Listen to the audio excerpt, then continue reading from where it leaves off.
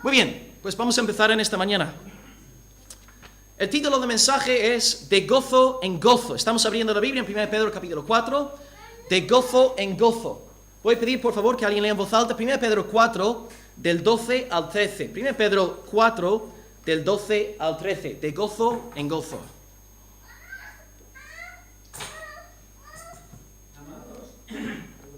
Amados, no os sorprendáis del fuego de prueba que os ha sobrevenido, como si alguna cosa extraña os aconteciese, sino gozaos por cuanto sois participantes del padecimiento de Cristo, para que también en la revelación de su gloria os gocéis con gran alegría. Amén. Gloria a Dios.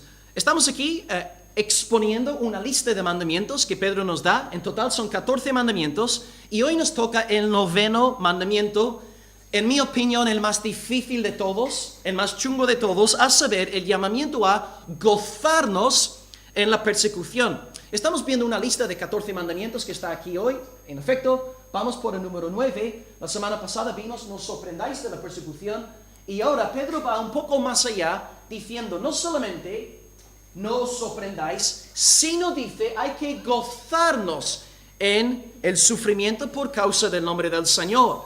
Lo que os dije la semana pasada, al acabar el segundo punto, es que este mandato es absolutamente imposible. Humanamente hablando, no hay nadie aquí capaz de obedecer este mandamiento.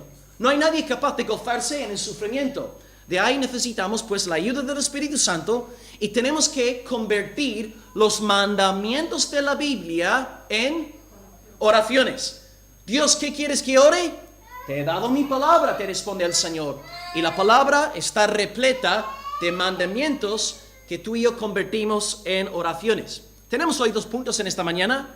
Punto número 1, el gozo presente. Ahí vamos a enfocarnos en la primera cláusula del versículo 13.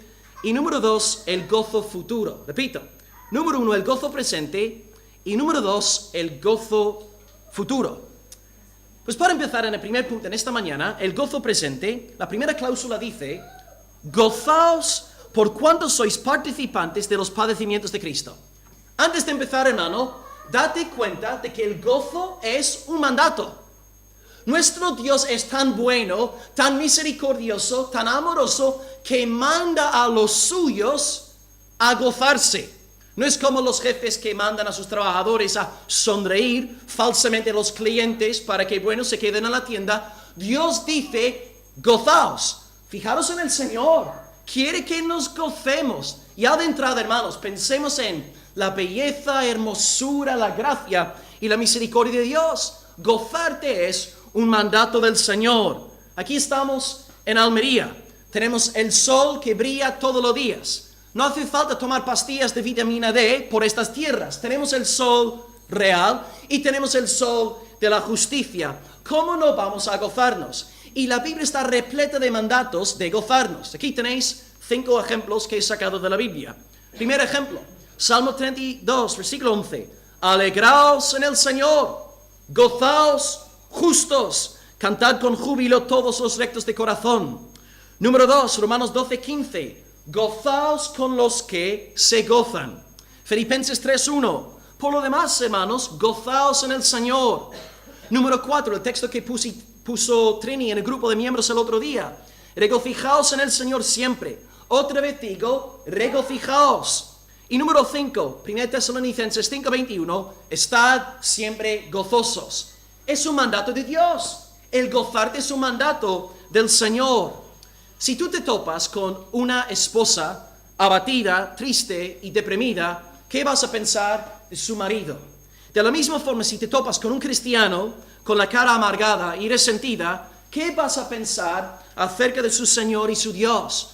Nuestro Dios es el Dios del Evangelio, el Dios de las buenas noticias, el Dios de todo gozo. Tenemos 1,000,000 de razones para alabar y glorificar y gozarnos en nuestro Dios. Y como escrito está en Nehemías 8, versículo 10, el gozo del Señor es nuestra fuerza. Un cristiano fuerte es un cristiano gozoso. Un cristiano gozoso está lleno del Espíritu Santo. Y los hermanos gozosos en la congregación son fructíferos, obedientes y sumisos al Señor, dando a conocer la dulce fragancia de Cristo. Un hijo de Dios no gozoso, sin embargo, está mucho más propenso a caer en pecado.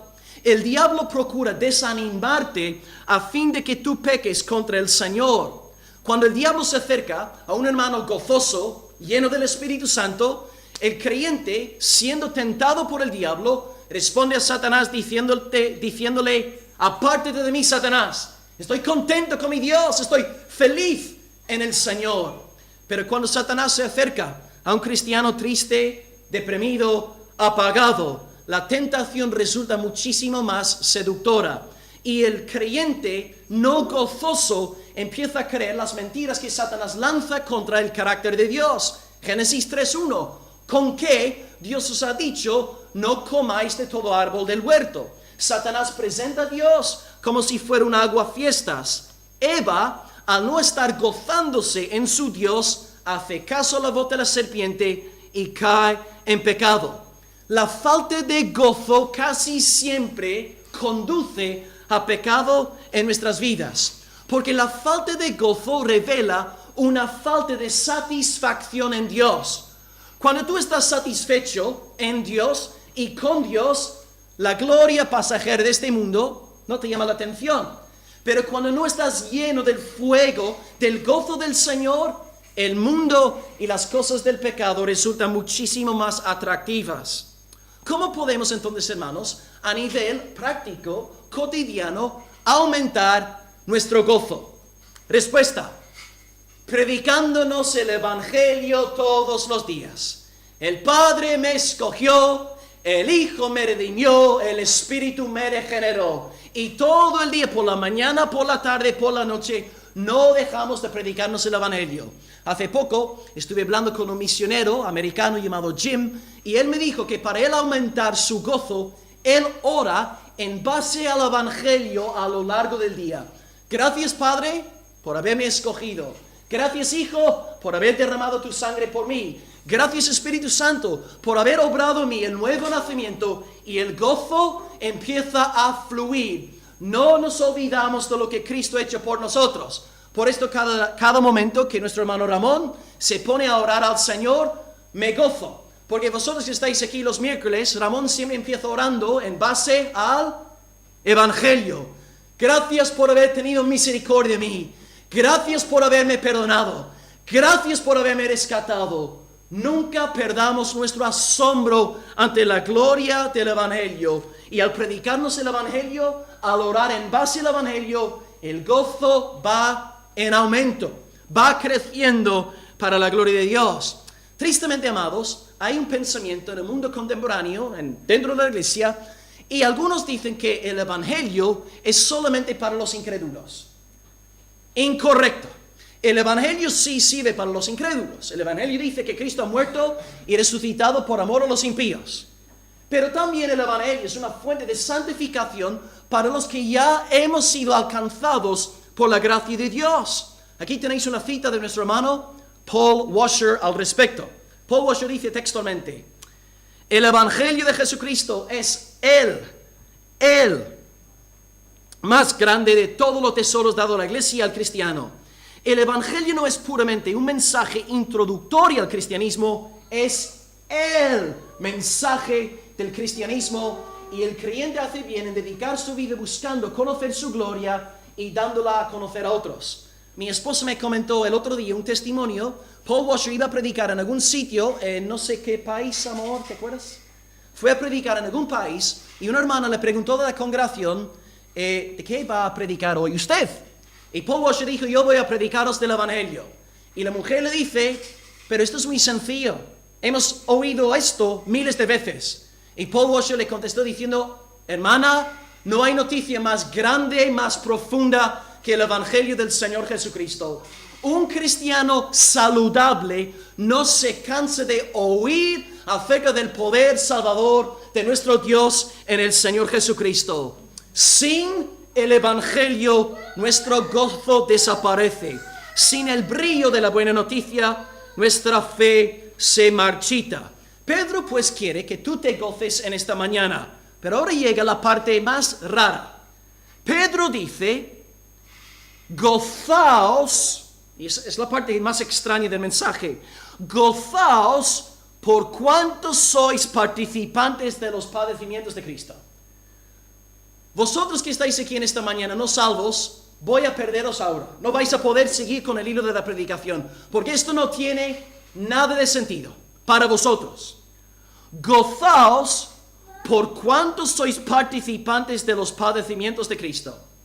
He estado dando muchas vueltas a este versículo en el último mes, porque el sermón, claro, escribo los sermones un mes antes de predicarlos. Y estoy convencido de que este versículo es tal vez el más difícil de cumplir, junto con Mateo 5:44, ama a tu enemigo. ¿Cómo podemos gozarnos en el sufrimiento?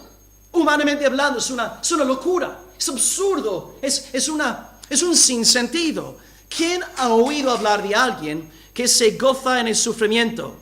¿Había Pedro tomado demasiado sol antes de escribir este mandato? ¿Estaba bien de la cabeza? ¿Qué estaba pensando Pedro al decir a una iglesia perseguida, gozaos en el padecimiento? Pues bien, amados, por fin, si alguien podría buscar Mateo 5, versículos 11 y 12, algo que Cristo había dicho 30 años antes de Pedro decir lo que nos dice en el 4:13. Mateo 5, del 11 al 12, porfis.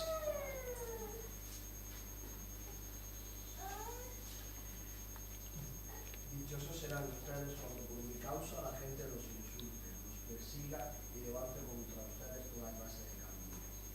Alégrense y llénense de júbilo, porque les espera una gran recompensa en el cielo.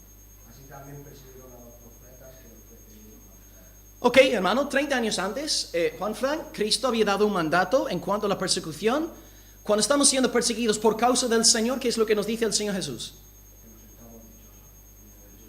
Exactamente, bienaventurados, gozaos, alegraos.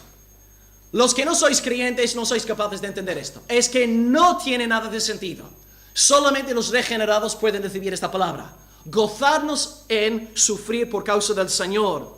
En otras palabras, Jesús nos enseña exactamente lo mismo que Pedro. O mejor dicho, Pedro nos está enseñando exactamente lo mismo que el Señor Jesús. Y Cristo nos explica la razón por la cual tenemos que gozarnos. Juan Frank, ¿cuál es la razón por la cual hemos de gozarnos según Mateo 5, del 11 al 12? Porque nos espera una gran recompensa en el cielo. El galardón es grande. El galardón que viene, y Pedro hace exactamente la misma conexión. El otro día, en la casa de José Manuel, con el grupo de los hombres, José Manuel, por cierto, un merengue cumpleañero. Hoy cumpleaños nuestro hermano José Manuel. Estará doblemente gozoso por Gareth Bale haber dado una paliza a Liverpool anoche, ¿no, hermano? Y José hizo conexión entre el sufrimiento por la causa del Señor y la recompensa. Pedro hace exactamente la misma conexión y Jesús también. Al sufrir por el Señor, nos tenemos que acordar de la recompensa. Y esto produce gozo. No es que nos alegremos en el sufrimiento en sí, sino en la recompensa que este sufrimiento está produciendo. También tenemos el ejemplo de Jesús. Dice que Cristo, por el gozo puesto delante de él, sufrió la cruz. Cristo no se regocija en sí en el padecimiento, en la pasión, pero por el gozo de cumplir con la voluntad del Padre, el gozo de salvar una humanidad perdida, por este gozo puesto delante de él, Cristo soporta la aflicción. Es exactamente lo que Pedro nos está diciendo en esta mañana. Gozaos por cuanto sois participantes de los padecimientos de Cristo. Al padecer, pues tú por la palabra de Dios, por causa de Cristo, realmente es el honor más alto que este mundo pecador te puede conceder. Si tú sufres por Cristo, es la señal indubitable de que tú perteneces a Él. Los falsos hermanos, al tener que sufrir por Cristo, se apartan de la iglesia y se apartan de Dios. Son la semilla que fue sembrada en pedregales. Escrito está, Mateo 13:20, este es el que oye la palabra y al momento la recibe con gozo, pero no tiene raíz en sí. Es de corta duración, pues al venir la aflicción o la persecución por causa de la palabra, luego tropieza. La diferencia entre un cristiano verdadero y un falso hermano es que el verdadero cristiano soporta aflicciones por causa de la palabra. Y estas aflicciones no producen dureza en su corazón, sino cada vez más ternura y pasión por el nombre del Señor. Os voy a citar un pasaje autobiográfico de Pablo en Filipenses 3:10. A fin de conocerle y el poder de su resurrección y la participación de sus padecimientos, llegando a ser semejante a él en su muerte, si en alguna manera llegase a la resurrección de entre los muertos. Cuando tú amas a alguien de verdad, estás dispuesto a sufrir por esta persona, pase lo que pase. Y en la vida cristiana, si tú de verdad amas a Dios, estás dispuesto a soportar burlas por causa del nombre del Señor. ¿Cómo no vas a sufrir por aquel que dio su vida por tus pecados? Tanto Pablo como Pedro tenían exactamente la misma mentalidad. Se gloriaban en ser rechazados por Cristo. Por ejemplo, en Hechos 5:41, Pedro es azotado con Juan en el concilio judío y dice la palabra de Dios, salieron del concilio gozosos porque estaban gozosos. Sí, de haber sido tenidos por dignos de padecer afrenta por causa del nombre. Pablo también dice en Gálatas 6:17 que yo tengo en mi cuerpo las marcas del Señor Jesús. Cuando hablaba de marcas en Gálatas 6:17, no estaba hablando de tatuajes, yo amo a Jesús. Estaba hablando de cicatrices, de cortes, de dolor en su cuerpo por causa de Dios. A mí, hermanos, como predicador del Evangelio, me da mucha vergüenza deciros en esta mañana que yo no tengo marcas en mi cuerpo por el Señor Jesús. Es verdad que como mucho me han insultado, tal vez por las redes sociales o a veces en persona. Otros sí han amenazado con dispararme, otros con denunciarme. Pero espero que un día pueda jactar también con Pablo, tener marcas en mi cuerpo por amor a mi Señor, para que Él vea lo mucho que amo a Cristo. No quiero morir después de haber vivido una vida cristiana cómoda, tranquila, apagada. Yo quiero ser el hombre más odiado y aborrecido en el infierno. No quiero caer bien a los hijos del diablo. Quiero decir las palabras de Pablo, a fin de conocerle y participar de sus padecimientos. Dios nos va a recompensar grandemente por nuestro sufrimiento por su nombre. Y ahora vamos a ver 3 razones por las cuales podemos sufrir por el nombre de Dios. Y vamos a estar volviendo esta lista varias veces en las semanas que se acercan. Primera razón por la cual has de sufrir por el Señor, y está aquí en el PowerPoint, según 1 de Pedro, podemos sufrir por evangelizar. Por evangelizar. Por ejemplo, acabo de citaros Hechos 5:41. Pedro gozoso de haber sido tenido por digno de padecer afrenta. ¿Por qué azotaron a Pedro? Exactamente, estaba evangelizando, estaba dando a conocer la palabra. Y tú al predicar la palabra vas a caer mal a los hijos de las tinieblas. Pero tú eres llamado a anunciar, según 1 Pedro 2:9, las virtudes de aquel que te llamó de las tinieblas a su luz admirable. Ahora bien, si tú te acercas a un hombre mundano y te jactas de acostarte con una mujer diferente cada fin de semana, de emborracharte todos los sábados, van a decir, eres un crack, eres una máquina. Pero tú le predicas el evangelio, un hombre de la calle se levanta en contra de ti, burlándose de ti. La segunda razón por la cual podemos sufrir, según Pedro, es sufrir por hacer las cosas bien. Podemos sufrir por hacer las cosas bien. Cuando expusimos capítulo 2 de 1 de Pedro, Pedro nos llama a someternos en la vida, en la esfera sociopolítica, en la esfera laboral, en la esfera también matrimonial. Yo conozco a un misionero en el norte de España y él tiene 3 hijos y él pudo haber conseguido un trabajo en una academia de inglés. Claro, trabajando en negro, de manera ilegal, sin ningún problema. Pero el varón de Dios quiso honrar al Señor y decidió delante de Dios no aceptar el trabajo y optó por hacer las cosas bien. Él buscó primeramente el reino de Dios y su justicia. Y él va a ser grandemente recompensado por poner a Dios en primer lugar. Conocí a otro hermano cuando estaba predicando por Gijón y él, no sé cómo se dice en castellano, surfboards. Cuando sales a hacer surf, esta cosa que usas. tabla de surf, vale. Él fabrica tablas de surf. Y él se nota que es un hombre muy próspero en su negocio. Y él me dijo que hay gente que, él es un hermano en la fe. Y él me dijo que hay gente que quiere que él se muera, que están en contra de él. Y yo le pregunté, ¿por qué? Porque yo hago las cosas bien. Todos los demás que trabajan en mi empresa hacen las cosas mal, pero yo hago las cosas bien. Y están en contra de él porque él, por amor a Cristo, quiere hacer las cosas bien a nivel sociopolítico y a nivel laboral. Yo conozco otros hermanos piadosos, incluso en esta misma congregación, que no han querido mentir al Estado y al no mentir han perdido dinero, han perdido ingresos. Dios va a honrar a cada hermano y hermana de nuestra congregación que, a pesar de perder dinero, han mantenido limpia su conciencia delante del Señor.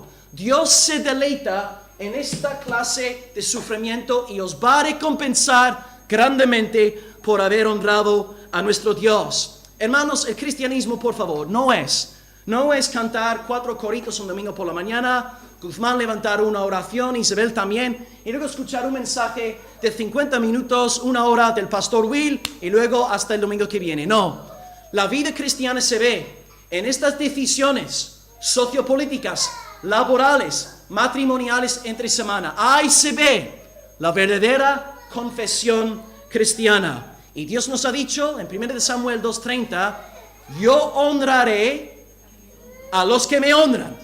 Si tú quieres ser honrado por Dios y levantado por Dios, honra tú al Señor. Y razón número 3, sufrimos por evangelizar, sufrimos por hacer las cosas bien ante el Estado, a nivel laboral, a nivel matrimonial. También podemos sufrir por el simple hecho de ser de Cristo. Pedro nos dice, aquí tenéis 3-4 citas de Pedro, capítulo 3, 16, van a murmurar de vosotros como de malhechores porque sois de Cristo. En el 4:4, te van a ultrajar, perseguir por no andar en pos de fiestas, bebidas y fornicación. El mundo va en pos de fiestas, bebidas y fornicación. Tú ya no sigues este rollo, te van a seguir, perseguir. Y también en el capítulo 4:14, te van a insultar, dice Pedro, por el nombre de Cristo. Y luego Pedro dice en el 4:16, si alguno padece como cristiano, no se avergüence. No, avergüénzate si sufres por hacer las cosas mal. Pero si tú estás viviendo para Cristo y sufres por hacer las cosas bien, glorifica a Dios por ello. Así que bien, hermanos, podemos sufrir, según Pedro, por estas 3 razones. Y antes de pasar al segundo punto en esta mañana, me gustaría preguntaros algo. ¿Tienes tú enemigos en tu vida? ¿Hay personas en tu vida? No estoy hablando de enemigos, gente que está en contra de ti porque tú tienes un carácter feo y cada 2 por 3 saltas en la carne molestando a la gente. No, estoy preguntándote si tienes enemigos y adversarios por tú hacer las cosas bien, por brillar con la luz de Cristo, por predicar la palabra del Señor, por cumplir con lo que dice la palabra de Dios. Hay gente en tu vida que no quiere saber nada de ti, incluso se burla de ti por causa de tu fe. Hermano, recuerden esta mañana, si tú estás sufriendo por causa de Cristo, lo que Pedro te dice en esta mañana, gózate, alégrate, tu galardón es grande. Y si Cristo dice que es grande, créeme, es grande y va a ser muy grande. Y te pregunto también en esta mañana, si estás sufriendo por causa del Señor, ¿qué efecto produce este padecimiento en ti? ¿Está produciendo cada vez más ternura, humildad, sumisión, dependencia de Dios? ¿O te está alejando de Dios con dureza de corazón o frialdad de corazón? El verdadero cristiano, por medio del padecimiento, se va purificando y santificando para Dios. Así que, hermanos, en esta mañana os animo a hacer caso a Hechos 14:22. Es necesario que por muchas tribulaciones entremos en el reino de Dios. Pero en medio de la tribulación, gózate, alégrate, porque tu recompensa va a ser un pedazo de recompensa mayor que el trofeo de la Champions de José Manuel. Tu trofeo va a ser un trofeo eterno para la gloria y alabanza del Señor Jesús. Pasamos pues al segundo punto en esta mañana, la conexión que hizo nuestro hermano José Manuel, el cual cumple 26 años hoy. El gozo futuro. Tenemos un dicho, los hermanos miembros de la iglesia tenemos un dicho entre nosotros, los que celebramos cumpleaños en mayo, Y el dicho que tenemos es, el que nace en el más quinto es santo por instinto. Eva dijo amén, he visto el amén, yo también digo amén. Bianca ha dicho amén, aunque esté ahí fuera en Motril en esta mañana. El gozo futuro. Aquí lo que José Manuel nos comentó la otra noche. Segunda cláusula del texto, versículo 13. Gozaos por cuando sois participantes de los padecimientos de Cristo. Un mandamiento bien raro, difícil de entender. Y aquí tenemos la lógica detrás del mandato. Para que también en la revelación de su gloria, acordaos de esta frase, la revelación de su gloria, os gocéis con gran alegría. Para que también en la revelación de su gloria, os gocéis con gran alegría. Bien, nosotros aquí en esta mañana tenemos una esperanza concreta, la venida de Cristo. No tenemos una esperanza ambigua, vaga. Todas las virtudes del cristianismo son concretísimas. Por ejemplo, la gracia de Dios no es una gracia ambigua. La gracia de Dios, vamos a hablar de la gracia de Dios de manera ambigua, esotérica, filosófica. No, es una gracia concreta mediada a través de Jesucristo. La fe cristiana no es una fe ambigua, todos tenemos fe, como te dicen hoy en día, no. La fe cristiana es fe concreta, fe en la muerte expiatoria de Cristo y su resurrección literal al tercer día. Es una fe literal concreta. Tampoco creemos en un amor abstracto, amor, amor, amor. All you need is love. Todo lo que hace falta es amor. No, eso es un amor humanista pagano. El amor cristiano se demuestra mediante el amor para con la iglesia local, haciendo buenas obras y andando en santidad. Y cuando llegamos a considerar ahora, hermanos, el tema de la esperanza, se aplica la misma regla. Nuestra esperanza no es una esperanza ambigua, tipo que prevalece en el mundo, ¿no? Cada 31 de enero la gente dice, ¡Feliz Año Nuevo!, ¿no? Espero que consigas un trabajo, que las cosas te vayan bien, suerte, la fuerza te acompañe, hermano. Y estas frases ambiguas, genéricas, que no tienen sustancia. Tenemos una esperanza concreta, y la esperanza concreta aquí es nombrada por Pedro en cuestión de 5 palabras. La revelación de su gloria. La revelación de su gloria. El cristianismo ha sido fuertemente criticado en Europa, precisamente por los marxistas, porque dicen que nuestra fe en el futuro produce creyentes pasivos e indiferentes. Y estoy convencido de que Karl Marx, cuando hizo esta crítica a la fe cristiana, dijo lo que dijo porque vivía en el siglo XIX en la iglesia estatal de Alemania, que estaba apagada y muerta espiritualmente hablando. Federico Nietzsche, el ateo alemán del siglo XIX más citado, dijo lo mismo. La futura esperanza del cristianismo produce muerte en esta vida y por lo tanto criticaron la fe cristiana. Qué pena, hermanos, que Karl Marx y Federico Nietzsche no llegaron a congregarse en una iglesia llena de la palabra y de la presencia de Dios, una iglesia apasionada por las cosas del Señor. La lógica del Nuevo Testamento es que nuestra esperanza futura nos revoluciona en el presente para que vivamos de manera gozosa y no de manera apagada. Según la fe cristiana, la esperanza es un gran motor que transforma nuestras vidas y, en la opinión de Pedro, produce gozo y alegría en el alma. Cuando tú vives a la luz de la venida de Cristo, estás gozoso, estás feliz, te animas en el Señor. Y ayer, como dijimos en el grupo de la escuela teológica, no sé si fue Ángel o Ignacio que comentó que el cristiano no tiene por qué temer a la muerte. No sé si fuiste tú, hermano. Estuvimos hablando un poco sobre el cristiano no teme a la muerte precisamente por esta esperanza que tenemos. Ahora, tú hablas a un hombre de la calle acerca de la muerte, no hay nada que le resulte atractivo acerca de este pensamiento. Pero los que somos cristianos estamos frecuentemente meditando sobre las cosas venideras. La fe cristiana, pues, y la esperanza produce vida, alegría, gozo, produce soldados, produce luchadores, no produce zombies apagados. Pedro dice entonces que se acerca la revelación de su gloria, la revelación de su gloria. Porque Cristo, y espero que me entendáis bien con lo que voy a decir ahora, Cristo no ha sido plenamente glorificado todavía, porque Salmo 110:11 dice siéntate a mi diestra hasta que ponga a tus enemigos. Es verdad que fue glorificado en la resurrección y en la ascensión, pero estamos esperando la segunda venida, cuando toda rodilla se doblará ante Cristo, toda lengua confesará que Él es el Señor para la gloria de Dios Padre. Estamos esperando la revelación de su gloria, cuando Él venga por fin para rescatar a su amada iglesia.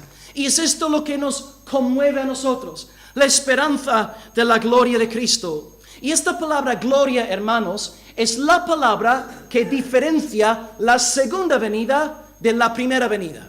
La primera venida no fue gloriosa. La primera venida fue una venida de humillación, de dolor, claro. Mira, nace Jesús. ¿Y qué quería hacer el rey Herodes con él? Matarlo. ¿Y qué tuvieron que hacer José y María? ¿Vieron dónde? ¿Qué hace el Hijo de Dios en Egipto? ¿Qué hace Jesucristo, el Rey de Gloria, el Verbo Eterno? ¿Qué pinta en Egipto, escondiéndose de un rey pagano que él mismo había creado? Es la humillación del Señor. Y a lo largo de su ministerio, todos criticándole, machacándole, odiándole, lanzando acusaciones falsas contra él. ¿No es verdad que eres un samaritano? ¿No es verdad que tienes un demonio? Cada 2 por 3 metiéndose con nuestro Salvador. ¿Por qué Cristo soporta esto? Él podría haberlos aplastado como un hombre aplasta una cucaracha que lo molesta. Humillación, humillación. Y Cristo como Cordero fue a la cruz, dando su vida por nuestros pecados. Pero hermanos, cuando Cristo va a devolver por segunda vez, no será una venida de un corderito endeble, flojo, débil. Cuando Cristo viene por segunda vez, vendrá como león de la tribu de Judá, rugiendo con el poder de Dios, y los enemigos del Señor se vendrán para abajo. Esperamos esta grande manifestación porque estamos convencidos de que Dios nos dice la verdad. Si Dios fuese un hombre, sería un mentiroso, engañador, y haríamos mal en hacerle caso. Pero puesto que todas las profecías que Dios que nos ha dado se han cumplido a lo largo de los siglos, cuando Él nos promete que Cristo ha de volver por segunda vez, ten por seguro que Cristo va a volver por segunda vez. Si Cristo te dice que la recompensa va a ser grande, ten por seguro que tu recompensa al sufrir por Él va a ser muy grande. Esta promesa no se ha cumplido todavía, pero está a punto de realizarse para la gloria de Dios. Cuando Él vuelve, será una ocasión de gozo para los regenerados y una causa de gran tristeza para todos los que no sois del Señor. Vida eterna para los salvados, condenación perpetua para los que odian a Dios. Así que para nosotros en esta mañana, la segunda venida es la imagen que necesitamos tener sellada en nuestros ojos espirituales para poder soportar persecución por amor al Señor. A veces resulta difícil predicar sobre este tema aquí en el occidente. Aquí en España, Europa, el mundo norteatlántico, estamos tan acomodados, estamos tranquilos, estamos apagados espiritualmente. Nos cuesta orar, nos cuesta reunirnos una vez a la semana, siempre ponemos pegas para no servir a Dios, nos cuesta. Pero si yo predicase este mensaje en Siria, en Indonesia, en Afganistán, en Irak, ¡wow! ¡Qué consolación para la iglesia perseguida! Quiero que entendáis algo. Pedro no envía esta carta a una iglesia occidental del siglo XXI. Él envía esta carta a 5 iglesias perseguidas. Y dice a las iglesias perseguidas, gozaos, alegraos, acordaos de la revelación de su gloria.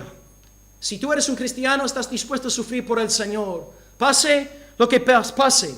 Pero el que no es creyente solamente tiene un afán de autoconservación. Están las cosas de Dios hasta que las cosas se pongan chungas y luego se marchan. Por eso en la iglesia perseguida es más difícil que una persona no regenerada, es más difícil que se junte a la iglesia. Porque si tú no eres cristiano y te juntas con la iglesia en Corea del Norte, ¿qué te va a pasar? Claro, te van a perseguir. Claro, ¿qué pasa en España? Como en España nadie sufre, como mucho te insultan o te dicen algo feo acerca de ti, en España es más fácil que un no regenerado se acerque a la iglesia. De ahí la necesidad de discernimiento, para saber quién es del Señor y quién no es del Señor. Que nosotros aquí en España pues no nos avergoncemos de Dios.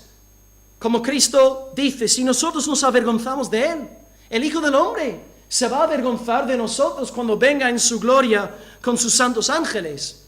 Dijo Pablo en Gálatas 1:10, si yo todavía agradara a los hombres, no sería siervo de Cristo. Entonces tenemos que determinar en esta mañana qué gloria vamos a buscar. La gloria pasajera de este mundo, caer bien con la gente, o la gloria venidera de Jesucristo. Son las personas como Pedro, como Pablo, como Cristo, que viven a la luz de la revelación de la gloria del Señor, que están dispuestas a sufrir en este mundo. Sufrir por Cristo requiere de agallas. El cristianismo no es para maripositas. El cristianismo es para soldados, para luchadores, para gente valiosa y esforzada en el Señor. Gente como Josué, que puede decir una generación, yo y mi casa serviremos al Señor.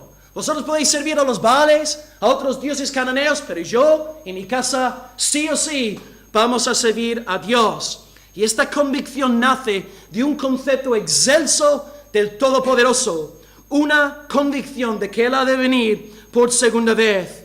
Y cuando tú te topas con esta perla de gran precio, estás dispuesto a perderlo todo por amor a Cristo.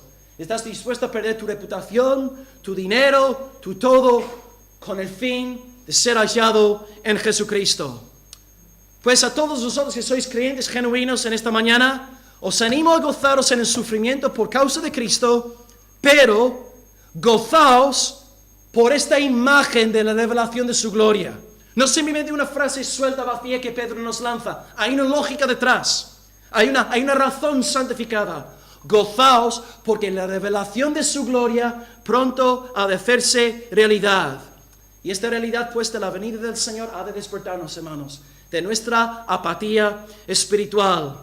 Sabemos que hay gente abiertamente incrédula que se congrega con nosotros domingo tras domingo, pero también puede ser, hermanos, que entre nosotros hay gente en la iglesia visible haciéndose pasar por cristianos, cristianas, y en realidad no hayan nacido de arriba. Que examinemos bien nuestros corazones, a ver si entendemos el Evangelio, si estamos viviendo vidas arrepentidas, fructíferas, gozosas, apasionadas por el Señor. Si no hay fervor por Cristo en tu alma y hay favor en tu alma por las redes sociales, las luces del mundo, te animo en esta mañana a examinarte bien para ver si verdad eres nacido de Dios. Cuando estuve hablando con este hombre que fabrica las cosas de surf, las tablas de surf, él me dijo una frase que me dejó con la boca abierta. Dice, hoy nuestro problema principal no es la gente incrédula en la calle, sino la gente incrédula en la iglesia. Repito, yo me quedé flipando cuando me lo dije. Eso fue una palabra del Señor para mi vida. Hoy nuestro problema principal no es la gente incrédula en la calle, sino la gente incrédula en la iglesia. Poco a poco, como hay personas no regeneradas dentro de la iglesia, vamos bajando el listón. Y el fuego de Dios, que tiene que ser la norma para todos, vamos permitiendo vidas mediocres y esto va convirtiéndose en la norma.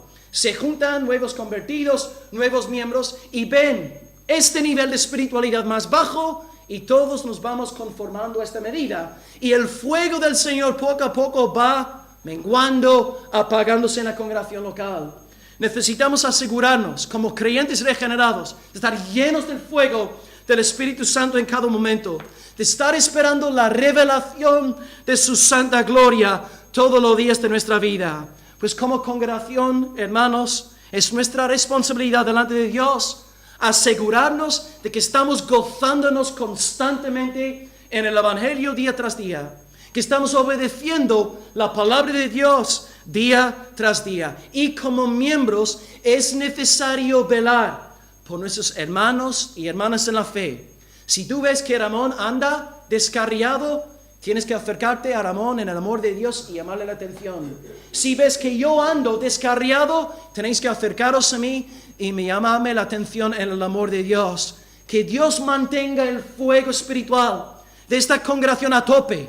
Y no permitamos que creyentes supuestamente vayan permitiendo que el nivel mengua entre nosotros. Los que os estáis gozando en el Evangelio, os vais a gozar sí o sí en el gran día final. Y para acabar pues este mensaje, un par de preguntas para haceros pues reflexionar en esta mañana. Hermano, hermana, ¿te estás gozando en el Evangelio? ¿Estás alegrándote en Cristo crucificado y resucitado? Hermano, hermana, ¿estás lleno del fuego de Dios, del gozo de Dios, de la alegría del Señor? Hermano, cuando tienes tiempo libre, ¿qué haces con él? ¿Cómo lo empleas? ¿Dedicas tiempo al Señor, a meditar en las cosas de Dios, a servir a Dios, a bendecir a su pueblo? ¿Estás haciendo buen uso de los medios de la gracia, tanto los privados como los públicos? ¿O estáis dedicando todo vuestro tiempo libre a cosas banales, a ocio, a cosas para alimentar tu yo egoísta? ¿Estás comiendo y bebiendo para la gloria de Dios o comiendo y bebiendo por amor a tu propia barriga? Recuerda, hermano, que tu amo ha de volver por segunda vez. Tu amo viene pronto y os animo para que cuando Él venga os halle repletos del gozo, repletos del fuego de Dios. Y yo también como pastor, Dios me libre a mí de ser un pastor falso, un falso predicador, de anunciaros la palabra semana tras semana con mi propio corazón no converso. Que Dios nos libre a todos, hermanos, de creernos creyentes cuando no lo somos. Él ha de volver por segunda vez. La revelación de su gloria se acerca. Pues, según la palabra en esta mañana, que nos gocemos, que nos alegremos y que estemos dispuestos a sufrir por amor al Señor. Conclusión en esta mañana, versículo 13. Gozaos por cuanto sois participantes de los padecimientos de Cristo, para que también en la revelación de su gloria os gocéis con gran alegría. Hemos hablado hoy de dos cosas, el gozo presente y el gozo futuro. En primer lugar, gozo presente. Arrancamos diciendo que para ser fuertes en la tribulación hace falta el gozo del Señor. Este mandato es imposible. No podemos gozarnos en el sufrimiento, pero convertimos el mandamiento en oración y Dios por el Espíritu Santo labra esta clase de fe en nosotros. Como dice Agustín de Hipona, Señor, dame lo que pides y pide lo que quieras. Dame lo que pides y pide lo que quieras. Dios nos guarde, pues, de ser infructuosos y que podamos tener marcas para el Señor en nuestro cuerpo, sufrir por amor a Cristo. Y número 2, hemos hablado del gozo futuro, es decir, la lógica detrás del mandato. Pedro resume en 5 palabras la lógica de este mandato: la revelación de su gloria. El cristiano auténtico está pensando constantemente en la segunda venida de su amo. Cuando Salmo 110, versículo 1, se cumplirá por completo. Siéntate a mi diestra hasta que ponga por estrado tus enemigos a tus pies. El creyente vive a la luz de la segunda venida del Señor. Y por esta razón, mientras tanto, va gozándose en Dios, alegrándose en Dios. No está todo el día pensando en sí mismo, sino en la gloria del Señor. Y como oró nuestra hermana Estela Sánchez en la oración congregación el miércoles, dijo una frase: Señor, permite que nos fijemos en lo que de verdad es sufrimiento. Aquí, hermanos, en Europa lloramos por todo. Lloramos porque hemos tenido un mal día en el trabajo, nos quejamos por todo, ¿no? Y como la hermana estaba orando por la iglesia perseguida, oye, estos sí son dificultades. Y la palabra dice, en este contexto, regocijaos, alegraos en el Señor. Oremos a Dios en esta mañana, dándole gracias por su palabra. Y me gustaría acabar con esta canción que cantamos hoy. ¿Cómo es el coro? No fue este. El Dios que adoramos. ¿Podemos acabar cantando el Dios que adoramos después de orar? Vamos a orar a Dios en esta mañana. Aleluya, Señor. Sí, Señor, alabado seas por las Escrituras. Alabado seas, Señor, por tu palabra inspirada, infalible, inerrante. Señor, yo sé que lo que he predicado aquí hoy es una locura. Lo que he dicho en esta mañana es absurdo. No es posible que nos regocijemos en el sufrimiento. Es un concepto insensato. No podemos reconciliar este mandato con nuestra mente humana. Pero te damos gracias y alabanza porque tú has enviado al Espíritu Santo para que pongamos este mandato por obra. Señor, a los hermanos de nuestra congregación local que están sufriendo por hacer las cosas bien, por evangelizar o por el simple hecho de ser de Cristo, te pido que produzcas en ellos gozo y alegría. Porque sabemos que no podemos efectuar esto sin que tú obres esto en nosotros. Así que Dios, produce en nuestros corazones gozo, alegría, alabanza a ti. Líbranos de una mentalidad egocéntrica, ombligocéntrica, y coloca nuestra mirada en la revelación de la gloria de Cristo. Señor, sabemos que has de volver pronto y te pedimos, Dios, que nos halles velando, fogosos, valientes, santificados, anhelando tu venida, Señor. Oh Dios, que seas grandemente atesorado en nuestra congregación local. Padre, no simplemente te pido en esta mañana por los incrédulos, para que los conviertas por medio de Cristo crucificado y resucitado, pero también hoy te pido, Señor, que tú obres en los corazones de aquellos que a lo mejor se hacen pasar por creyentes y no lo sean, porque tienen el corazón apasionado por otra cosa que no sean tu gloria, tu evangelio, tu fama, tu segunda venida.